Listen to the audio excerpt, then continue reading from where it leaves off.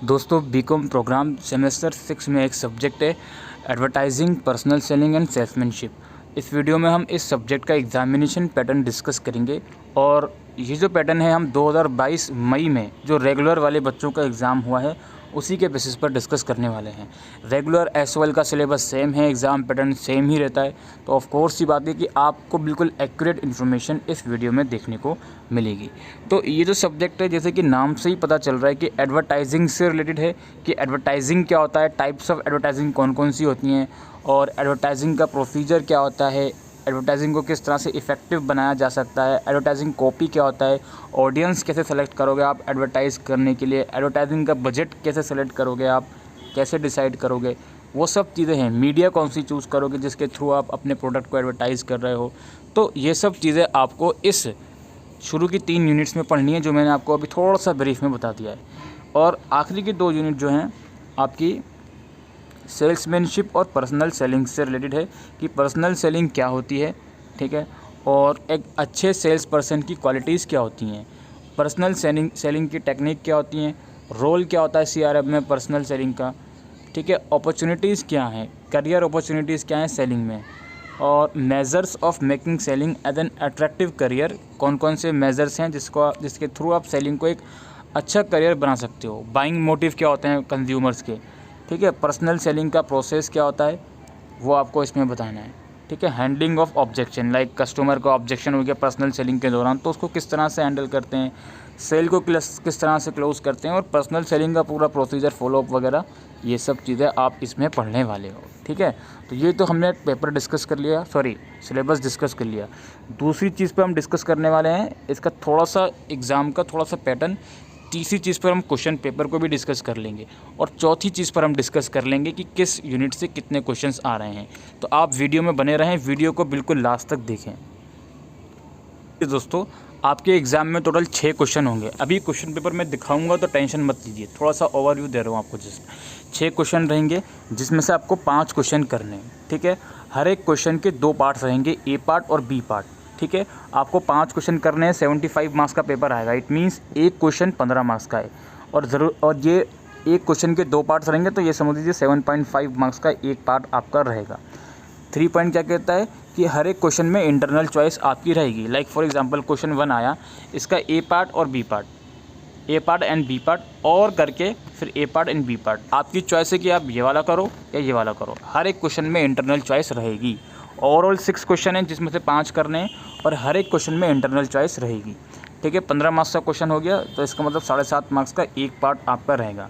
Question number 6 जो आपका रहेगा उसमें आपको कोई 6 ऑप्शन दे रखे होंगे जिसमें से कोई 3 आपको अटैम्प्ट करने हैं 5-5 मार्क्स के। शॉर्ट नोट करना बेसिकली, ठीक है। तो ये थोड़ा सा ब्रीफ हमने समझ लिया है। अब हम डिस्कस करते हैं इसका क्वेश्चन पेपर। क्वेश्चन पेपर है टोटल 75 मार्क्स का है। हमारे ही एक सब्सक्राइबर हैं कृतिका, उन्होंने ही हमको ये पेपर शेयर किया है, तो thank you very much Kritika. और 3 घंटे का नहीं 3.5 घंटे का आपका पेपर रहेगा। क्वेश्चन पेपर में क्या लिखा है छोड़ दो उसको, 3.5 घंटे का ही पेपर रहेगा, ठीक है। अच्छा, अब इसमें मैं आपको इंस्ट्रक्शन तो बता चुका हूँ, कोई 5 क्वेश्चन करने हैं और या तो आप पूरा पेपर इंग्लिश में करो या पूरा पेपर हिंदी में करो, या आपके ऊपर डिपेंडेंट रहता है। नंबर 1, अब एज आई सेड 2 पार्ट्स होंगे, तो देखिए 2 पार्ट्स कौन कौन से हैं। पहला पार्ट में क्या कह रहे हैं कि जो एडवर्टाइजिंग के एनिमीज़ हैं, दुश्मन जो हैं एडवर्टाइजमेंट के, वो फ्रीडम के भी दुश्मन हैं, आज़ादी के भी दुश्मन हैं। यानी कि जो एडवर्टाइजिंग के एनिमीज़ हैं वो आज़ादी के भी एनिमीज़ हैं। ये कहना है डेविड ओग्लिवी का, इसके बारे में आपको कमेंट करना है, ठीक है जी। अच्छा, सेकंड पार्ट में क्या कहते हैं कि एडवर्टाइजमेंट बजट क्या होता है और discuss any 3 important method of setting the advertising budget. Advertising budget क्या होता है और 3 इंपॉर्टेंट मेथड बताइए जिससे आप एडवर्टाइजिंग बजट को बनाते हो। ये फर्स्ट क्वेश्चन हो गया। या तो आप ये करो या फिर internal choice as I said है। तो इसमें आपसे पूछा जा रहा है कि एक्सप्लेन द DAGMAR मॉडल, इस मॉडल को आप एक्सप्लेन करो। और दूसरे पार्ट में है डिफ्रेंशिएट बिटवीन, दूसरे पार्ट के भी 2 सब पार्ट्स हैं, differentiate between primary demand versus selective demand advertising और consumer advertising versus industrial advertising, ठीक है जी। ये क्वेश्चन नंबर 1 हमने डिस्कस कर लिया जिसके इंटरनल चॉइस थी। डिस्कस करते हैं इसका ए पार्ट जो है, इसमें ये पूछ रहे हैं कि एडवर्टाइजिंग कॉपी से आप क्या समझते हो और describe the essential of a good radio advertising copy. आप गुड रेडियो एडवर्टाइजिंग कॉपी की क्या इसेंशियल्स हैं उसके बारे में आपको बताना है। बी पार्ट में आपको बी पार्ट के 3 ऑप्शन हैं जिसमें से किन्हीं 2 पर आपको नोट लिखना है।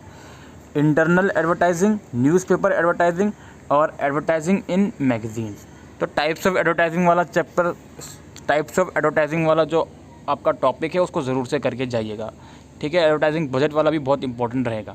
तो इन तीनों में से किन्हीं 2 को आपको डिफाइन करना है। क्वेश्चन नंबर 2 का बी पार्ट में जो आपका चॉइस में क्वेश्चन है उसमें ये है कि पहले तो पूछ रहा है कि define media scheduling, what are the various media scheduling patterns available to an advertiser, कि मीडिया शेड्यूलिंग क्या होता है और एक एडवर्टाइजिंग को कौन कौन से अलग अलग तरह के डिफरेंट पैटर्न के मीडिया शेड्यूलिंग अवेलेबल होते हैं उसके बारे में आपको बताना है ए पार्ट में। बी पार्ट में क्या कह रहे हैं कि अलग अलग ऐसे फैक्टर्स बताओ जो मीडिया सेलेक्ट करने के काम आते हैं, यानी कि जब आप एडवर्टाइजिंग के लिए मीडिया सेलेक्ट कर रहे होते हो तो कौन कौन से फैक्टर्स पर आप ध्यान देते हो उसके बारे में आपको बताना है। क्वेश्चन नंबर 2 है, ये पूरा हो चुका है हमारा।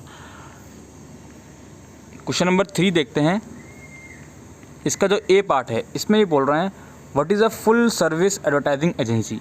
फुल सर्विस एडवर्टाइजिंग एजेंसी क्या होती है और what are the functions perform by such type of advertising agency, और इस पर्टिकुलर एजेंसी द्वारा कौन कौन से फंक्शंस परफॉर्म किए जाते हैं वो आपको बताना है ए पार्ट में। बी पार्ट में ये बोल रहे हैं कि मेजरिंग एडवर्टाइजिंग इफेक्टिवनेस, इसके क्या ऑब्जेक्टिव क्या होते हैं, यानी कि अगर आप किसी एडवर्टाइजिंग की इफेक्टिवनेस को मेजर्स कर रहे हो तो उसके क्या ऑब्जेक्टिव हैं, क्यों मेजर्स कर रहे हो, बी पार्ट में आपको बताना है। और करके अगेन 2 पार्ट हैं, अगेन इसमें आपको बताना है कि explain the pre testing technique of measuring sales effects of advertising effectiveness. Basically आपको प्री टेस्टिंग टेक्निक के बारे में बताना है इस क्वेश्चन के अंदर। इफेक्टिवनेस के लिए जो आप सेल्स इफेक्ट को मेजर करते हो उसकी प्री टेस्टिंग टेक्निक के बारे में आपको बताना है। बी पार्ट में आपको बताना है कि एडवर्टाइजिंग मीडिया क्या होती है और एडवांटेजेस और ड्रॉबैक्स क्या होते हैं आउटडोर एडवर्टाइजिंग के। आउटडोर एडवर्टाइजिंग के एडवांटेजेस और ड्रॉबैक्स क्या होते हैं वो आपको बताने हैं।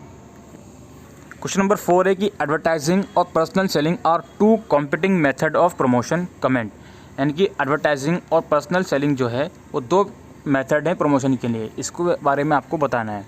बी पार्ट में क्या करना है कि पर्सनल सेलिंग का जो ऑब्जेक्टिव होता है is not to close a sale but build long term relationships, यानी कि जो पर्सनल सेलिंग का जो मेन कंसर्न होता है वो यही होता है कि आप सेल क्लोज कर दो, बस सेल करके क्लोज कर दो, बट ये होता है कि कस्टमर के साथ आप लॉन्ग टर्म रिलेशन बनाओ, इसके बारे में आपको एलेबरेट करना है।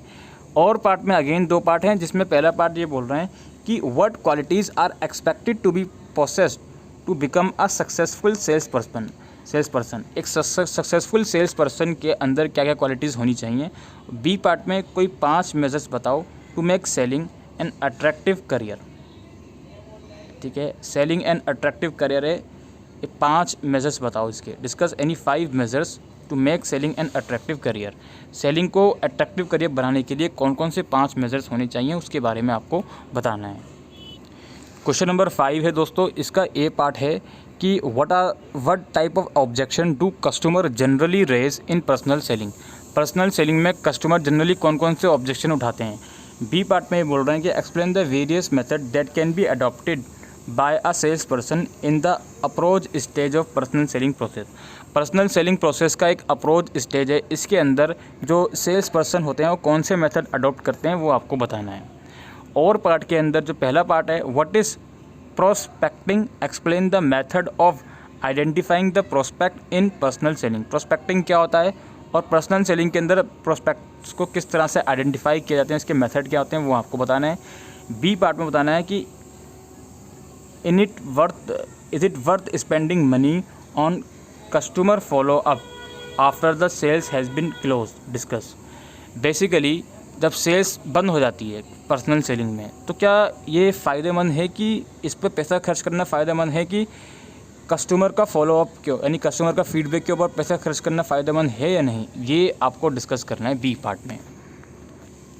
आपको क्वेश्चन नंबर 6 में 6 टर्म्स दी गई हैं जिसमें किन्हीं 3 को आपको लिखना है। ऑडियंस सिलेक्शन और humorous copy, importance of layout, buying motives, customer follow up और AIDAS model of personal selling. 5 marks में डिफाइन करना है, एक पेज या 1.5 पेज कर दोगे वो इनफ रहेगा। ठीक है।